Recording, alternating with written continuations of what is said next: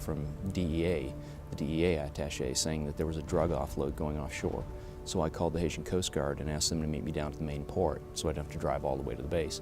I met them down at the main port. I got in one of their fast boats.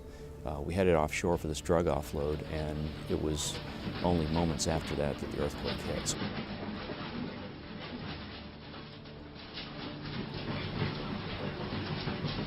From the ocean side, we could see things coming down off the hillsides, rocks and such. There was immediate dust pall over the city. Smoke started rising in the port from where there were fires. There were fires starting around the shoreline. It was just coming on to dusk, late afternoon when this happened, and we could hear, we could hear the buildings falling. We could see the things falling. We could hear the people in distress.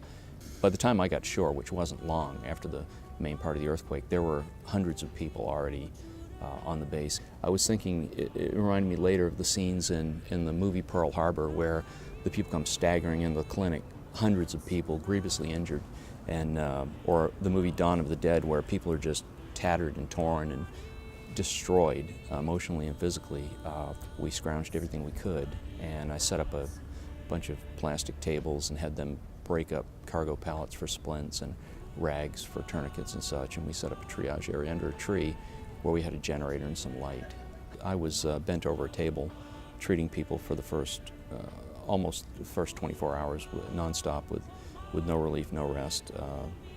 There were people that had some, again, modest medical training showing up, Haitian locals that were helping. And after the initial medical emergencies and exhausting the scarce medical resources available, Commander Grant reported to the U.S. Embassy to get further orders and find out where else his skills were needed. I ended up, because I have a great deal of local knowledge, I ended up taking a lot of the Southcom teams down to the port to assess the ports, over to the fuel terminals to see what kind of condition they were in.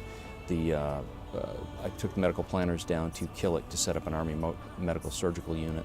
So I was in an advisory role at that time, and making sure that my day-to-day work was also making sure the Haitian Coast Guard was having what it needed, because it had no shelter, had no food, had no water, had to find a way to get all that for them, because their infrastructure in the country was shattered, fractured completely. Even with the horrific tragedies that unfolded because of the earthquake, the Haitian people continue to be resilient in the face of their latest challenge. Most of them lost friends, family. It's unfortunate that they have to be the type of people that are used to this sort of thing, that get used to that they can accommodate those kind of losses and still maintain any kind of positive outlook on life at all. If I had to characterize Haitian people in a word, I'd say they're hopeful. They're always hopeful. While the inner strength of the Haitian people cannot be underestimated, in the immediate aftermath of the earthquake, it was the strength, perseverance, and leadership of Commander Grant that saved countless Haitian lives. I've had a lot of rescues in my career. I've been involved in a lot of operations, but you don't really know how you're going to be, how you're going to feel, how you're going to react until you're in that position. I was totally unprepared for it. Nobody can be prepared for that kind of thing. I'd say that the strength that we have in the U.S. Coast Guard is that we have the ability to cut through a lot of what people might see as bureaucracy, red tape. We're the firemen. The alarm goes off.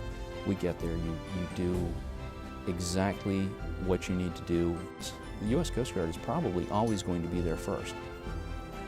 Arguably, maybe with some of the other services, but we're always going to be there first. And that says a lot to a lot of people, even though they may not acknowledge it. They know.